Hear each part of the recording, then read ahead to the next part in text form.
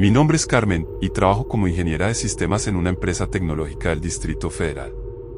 Durante años, había escuchado las historias que circulaban en foros y redes sociales sobre extrañas apariciones en el metro de la Ciudad de México, pero siempre las descarté como creepypastas sin fundamento. Hasta que me convertí en protagonista de una de ellas. Todo comenzó hace 3 meses, cuando decidí cambiar mi rutina habitual para evitar las horas pico. Mi oficina en Polanco me obligaba a tomar la línea 7 desde Tacubaya hasta Auditorio, un trayecto que normalmente realizaba a las 8 de la mañana junto con miles de chilangos más. Sin embargo, un proyecto urgente me había mantenido trabajando hasta altas horas, así que comencé a llegar a la oficina cerca de las 10:30, cuando los vagones ya no parecían latas de sardinas humanas. La primera vez que la vi fue un martes lluvioso de octubre. El convoy se detuvo en la estación San Pedro de los Pinos, y entre las personas que abordaron, noté a una mujer joven vestida con un suéter blanco y jeans oscuros. Lo que me llamó la atención no fue su apariencia, sino el hecho de que todos los pasajeros parecían evitar inconscientemente sentarse cerca de ella. Los asientos a ambos lados permanecían vacíos, a pesar de que el vagón seguía llenándose. Me encontraba revisando mi teléfono Xiaomi, leyendo mensajes de WhatsApp, cuando un susurro apenas audible captó mi atención. La mujer del suéter blanco murmuraba algo, pero no podía distinguir las palabras. Su voz tenía una cualidad extraña, como si viniera de muy lejos, aunque estaba sentada apenas a 3 metros de distancia. Intenté escuchar con más atención, pero el ruido característico del metro sobre los rieles y las conversaciones de otros pasajeros hacían imposible descifrar sus palabras. Durante los siguientes días, comencé a buscarla deliberadamente. Siempre abordaba en San Pedro de los Pinos, siempre llevaba la misma ropa, y siempre murmuraba de esa manera inquietante. Lo más perturbador era que nadie más parecía notarla realmente. Cuando intenté señalársela a mi compañero de trabajo, Ricardo, quien ocasionalmente compartía el mismo horario, me miró como si hubiera perdido la cordura.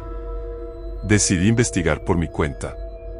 Esa noche, navegando por Reddit México y diversos foros de misterios urbanos, encontré relatos similares que me helaron la sangre. Usuarios con nombres como @metrofantasma2019 y @nocturnocdmx describían encuentros con una mujer en el metro que susurraba constantemente. Algunos afirmaban haberla visto en diferentes líneas, siempre con la misma ropa, siempre con el mismo comportamiento. Un comentario en particular me impactó profundamente. Un usuario llamado @tecnólogo-urbano había compartido una teoría.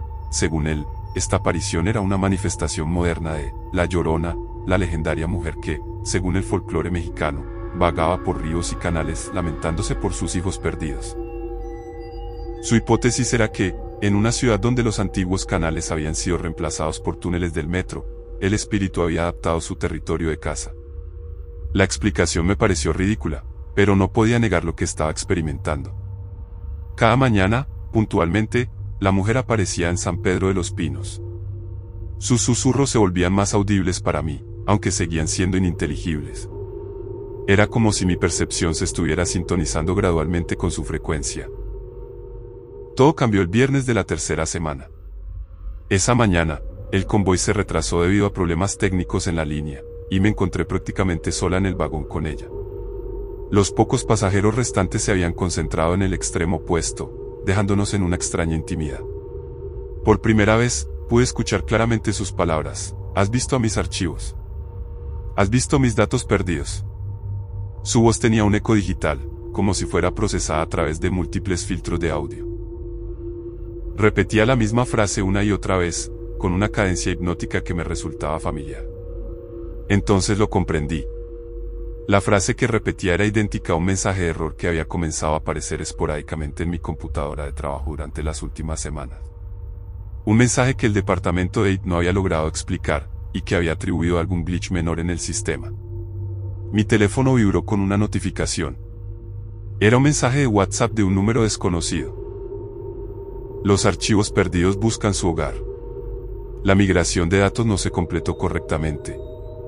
El mensaje se eliminó automáticamente después de unos segundos, pero alcancé a tomar una captura de pantalla. La mujer del suéter blanco había desaparecido. No la vi bajar en ninguna estación, simplemente ya no estaba allí cuando dirigí mi mirada hacia su asiento.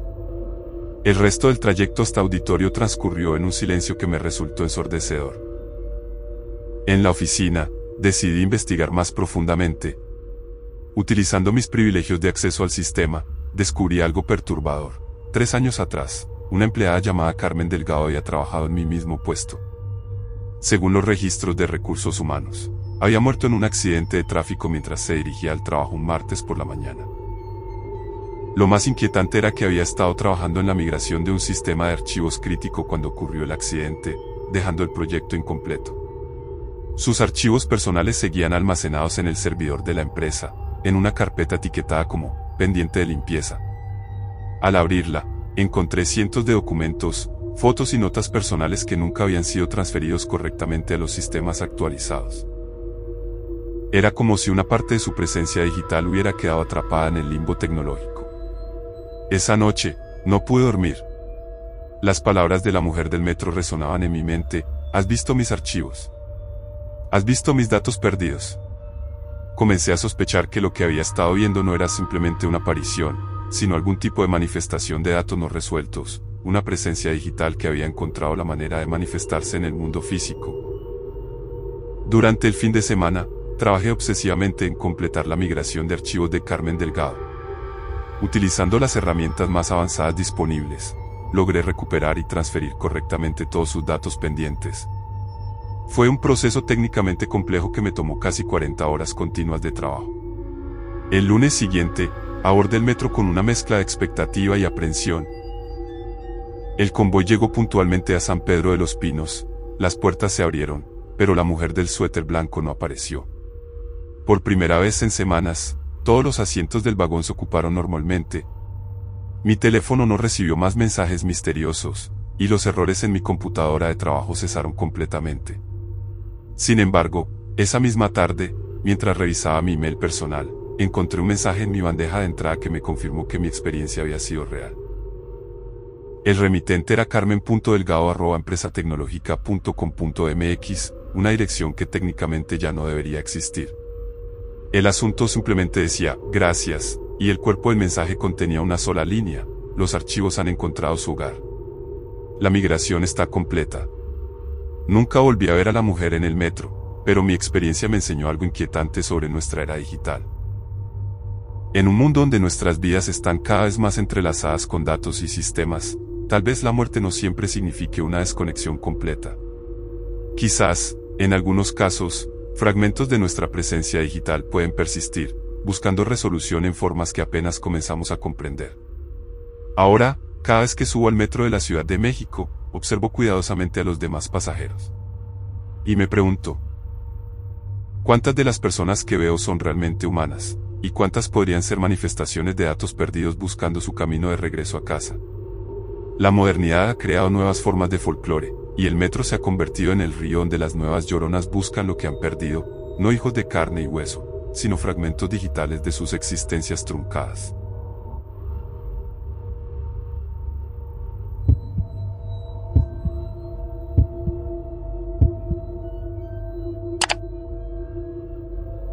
Mi nombre es Sebastián, y soy programador freelance en Buenos Aires. Vivo en un monoambiente en Villa Crespo y paso la mayor parte de mi tiempo frente a la computadora, desarrollando aplicaciones para diversos clientes. Mi vida social es bastante limitada, pero tengo una rutina que me funciona: trabajo de noche, duermo hasta el mediodía, y por las tardes voy a un cibercafé llamado Conexión Total, en Palermo, para socializar un poco y cambiar de ambiente. El ciber quedaba en una galería sobre la avenida Córdoba, un lugar que había sobrevivido milagrosamente a la era de los smartphones y el wifi gratuito. Su dueño, un tipo llamado Mario, había logrado mantenerlo funcionando ofreciendo servicios especializados, computadoras de alta gama para gaming, transferencias de archivos pesados, y digitalización de documentos antiguos. Era un refugio para nostálgicos como yo, que recordábamos los tiempos en que ir al ciber era un evento social. Todo comenzó hace 2 meses, cuando empecé a notar que uno de los equipos del fondo parecía estar permanentemente ocupado por el mismo usuario. La máquina número 12, una del que había visto días mejores, siempre tenía a alguien sentado frente a ella, pero nunca pude ver claramente quién era. Desde mi posición habitual en la computadora 8, solo alcanzaba a distinguir una silueta encorvada sobre el teclado. Lo que me resultó extraño fue que, durante mis 3 horas habituales de estadía, jamás vi a esa persona levantarse para ir al baño, comprar algo en el kiosco o siquiera estirarse. Mario tampoco parecía cobrarle tiempo adicional, lo cual era inusual considerando lo estricto que era con las tarifas. Mi curiosidad se intensificó cuando comencé a notar un patrón en el comportamiento de otros usuarios del ciber. Aquellos que se sentaban en las máquinas cercanas a la número 12 tendían a cambiar de lugar después de unos minutos, alegando problemas técnicos o simplemente diciendo que se sentían incómodos. Algunos mencionaban que escuchaban un sonido extraño, como el ruido de un módem dial-up conectándose, pero yo nunca pude oírlo desde mi posición. Una tarde, decidí acercarme discretamente para satisfacer mi curiosidad. Fingí necesitar ayuda de Mario, que estaba atendiendo cerca del área de impresiones, y pude echar un vistazo a la pantalla de la computadora 12. Lo que vi me dejó completamente desconcertado. La pantalla mostraba una ventana de transferencia de archivos, pero no era ningún programa que conociera. La interfaz parecía una versión antiquísima de algún software de FTP, con texto verde sobre fondo negro, como las viejas terminales. El cursor parpadeaba constantemente, y había una barra de progreso que indicaba, transferencia en proceso, 47,3% completado. Debajo, una línea de texto decía, subiendo recuerdos, RAR, tiempo estimado. El usuario era una mujer de mediana edad, vestida con ropa que parecía de los años 90, una campera de llan desteñida y zapatillas tape blancas. Su cabello castaño estaba recogido en una cola de caballo, y sus manos se movían sobre el teclado con una velocidad y precisión mecánicas. Lo más perturbador era que no parpadeaba, sus ojos permanecían fijos en la pantalla con una intensidad casi hipnótica. Cuando volví a mi computadora, decidí investigar un poco. Usando mi laptop personal, me conecté a varios foros argentinos sobre misterios urbanos y fenómenos paranormales. En un grupo de Facebook llamado Misterios de Buenos Aires, encontré una publicación que me heló la sangre. Un usuario había compartido una experiencia casi idéntica a la mía, pero en un ciber diferente de la zona sur. Describía a una mujer que permanecía horas frente a una computadora, aparentemente subiendo archivos que nunca terminaban de transferirse. Otros comentarios mencionaban avistamientos similares en cibers de Flores, 11 y hasta en Rosario. La teoría más inquietante la propuso un usuario que se identificaba como estudiante de antropología digital. Según él, estos avistamientos eran manifestaciones modernas de almas en pena que habían muerto antes de completar alguna tarea digital importante. En la era predigital, los espíritus quedaban atados a lugares físicos, pero ahora podían quedar vinculados a procesos informáticos inacabados. Esa noche no pude dormir. Las imágenes de la mujer en la computadora 12 se repetían en mi mente como un loop infinito. Decidí volver al ciber al día siguiente con un plan. Llevaría mi cámara discreta y trataría de documentar lo que estaba presenciando. Cuando llegué a conexión total, la máquina 12 estaba ocupada como siempre. Esta vez, me senté en la computadora 11, justo al lado. Desde esa posición, pude observar mejor sus movimientos. Sus dedos tecleaban constantemente, pero no había coordinación con lo que aparecía en pantalla. Era como si estuviera escribiendo algo completamente diferente a lo que el monitor mostraba. Activé discretamente la grabadora de mi teléfono y me acerqué lo suficiente para escuchar lo que murmuraba. Sus palabras eran apenas un susurro, pero logré captar frases fragmentadas, las fotos del cumpleaños de Martín, los videos de las vacaciones en Mar del Plata, la tesis de Lucía, todo está acá, no puedo perderlo. Mi sangre se enfrió. Estaba describiendo exactamente el tipo de archivos que alguien desesperadamente intentaría respaldar antes de que fuera demasiado tarde. Recordé las historias que había escuchado sobre personas que perdían años de recuerdos digitales por fallas de hardware o accidentes. Esa tarde, hablé con Mario sobre la mujer de la computadora 12. Su reacción me sorprendió, se puso visiblemente incómodo y desvió la mirada. Después de insistir un poco, me confesó que había heredado el ciber de su hermano, quien había muerto en un accidente de tránsito 3 años atrás. Según Mario, había varios problemas técnicos recurrentes que no lograba resolver, y prefería no hablar del tema. Esa noche, investigué más profundamente en los archivos digitales del barrio. Utilizando herramientas de búsqueda avanzada y bases de datos públicas, descubrí una noticia del 2021 en el diario Clarín. Una mujer llamada Patricia Morales, de 45 años, había muerto en un incendio en su departamento de Villa Crespo. El artículo mencionaba que era diseñadora gráfica independiente y que había perdido años de trabajo y recuerdos familiares cuando su computadora se dañó en el siniestro. La foto que acompañaba la noticia me confirmó mis sospechas. Era la misma mujer que había estado viendo en la computadora 12. Según el artículo, había intentado desesperadamente recuperar sus archivos en varios servicios técnicos, pero el daño había sido irreversible. Amigos y familiares la describían como obsesionada con recuperar especialmente las fotos y videos de su familia, que representaban décadas de recuerdos irreemplazables. El artículo también mencionaba que, en sus últimos días, Patricia había visitado obsesivamente varios cibers de la zona, intentando encontrar alguna manera de recuperar o recrear sus archivos perdidos. Había gastado sus últimos ahorros en servicios de recuperación de datos, pero sin éxito. Al día siguiente, volví al ciber con una determinación diferente. Esta vez, no iba como espectador, sino con la intención de ayudar. Me senté en la computadora 12 cuando Patricia no estaba, aunque nunca la había visto levantarse, a veces simplemente no estaba allí. Utilizando mis conocimientos de programación, comencé a explorar el sistema de la máquina. Descubrí algo extraordinario. Había archivos temporales que contenían fragmentos de imágenes y videos que coincidían exactamente con las descripciones que Patricia había murmurado. Era como si su presencia hubiera logrado recuperar digitalmente pedazos de sus recuerdos perdidos. Trabajé durante horas, utilizando algoritmos de recuperación de datos y técnicas de reconstrucción digital. Logré consolidar los fragmentos en archivos coherentes, fotos familiares, videos de cumpleaños, documentos de trabajo. Todo lo que Patricia había perdido estaba allí, fragmentado pero recuperable. Esa noche, subí todos los archivos recuperados a una carpeta en la nube con el nombre, Recuerdos de Patricia Morales, transferencia completa. Incluí una nota explicando el origen de los archivos y proporcioné los datos de contacto de sus familiares, que había encontrado en las redes sociales.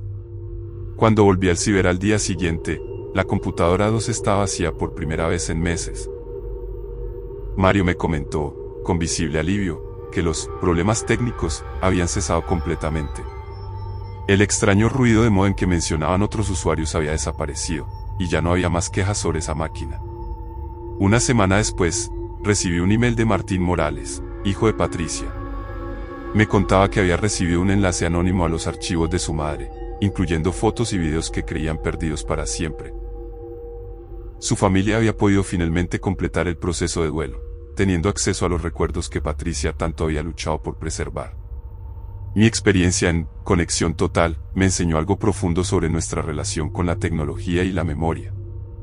En una época donde nuestros recuerdos más preciados existen solo como datos digitales, la pérdida de estos archivos puede ser tan devastadora como la pérdida de seres queridos. Y tal vez, en algunos casos, el amor y la desesperación por preservar esos recuerdos pueden trascender incluso la muerte. Ahora, cada vez que veo a alguien haciendo respaldos obsesivamente o preocupándose por sus archivos digitales, comprendo su ansiedad de una manera completamente nueva. Porque he aprendido que, en el mundo moderno, perder nuestros datos puede ser equivalente a perder una parte de nuestra alma.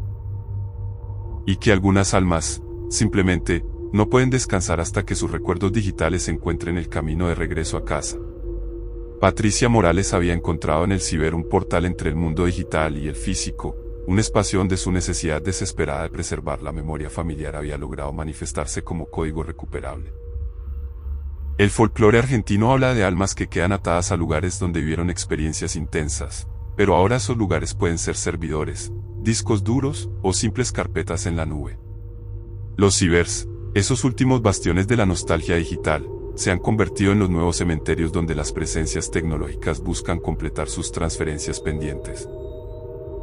Y yo, sin darme cuenta, me había convertido en una especie de medium digital, ayudando a resolver el proceso de duelo más moderno que existe, la pérdida irreversible de nuestros recuerdos convertidos en bits y bytes. Meses después de mi experiencia en Conexión Total, comencé a investigar más profundamente este fenómeno que había presenciado. Descubrí que no era un caso aislado. En toda Buenos Aires, y según reportes en foros especializados, también en Córdoba, Rosario y Mendoza, habían comenzado a aparecer testimonios similares sobre presencias persistentes en espacios de tecnología vintage. La teoría que desarrollé, y que ahora comparto en comunidades de desarrolladores y antropólogos digitales, es que estamos siendo testigos de la evolución del folclore tradicional. Las leyendas de almas en pena que vagan por lugares significativos se han adaptado a nuestra realidad hiperconectada. Ya no es suficiente que un espíritu permanezca en una casa o un lugar físico, ahora también pueden quedar atrapados en procesos digitales incompletos, en datos fragmentados, en transferencias que nunca se terminaron. Durante mi investigación, encontré al menos 15 casos documentados en Argentina de presencias tecnológicas recurrentes. Todos compartían patrones similares. Personas que habían muerto con proyectos digitales importantes sin completar, y que posteriormente manifestaban algún tipo de actividad persistente en equipos de cómputo de lugares que frecuentaban en vida. Un caso particular me impactó profundamente. En un ciber de La Boca, los usuarios reportaban que una computadora específica siempre mostraba un documento de Word con una novela a medio terminar. Investigando los registros, descubrimos que correspondía a un escritor amateur que había muerto de un infarto mientras trabajaba en su primera novela. El documento se autocompletaba gradualmente, añadiendo párrafos coherentes que seguían el estilo y la trama del autor fallecido.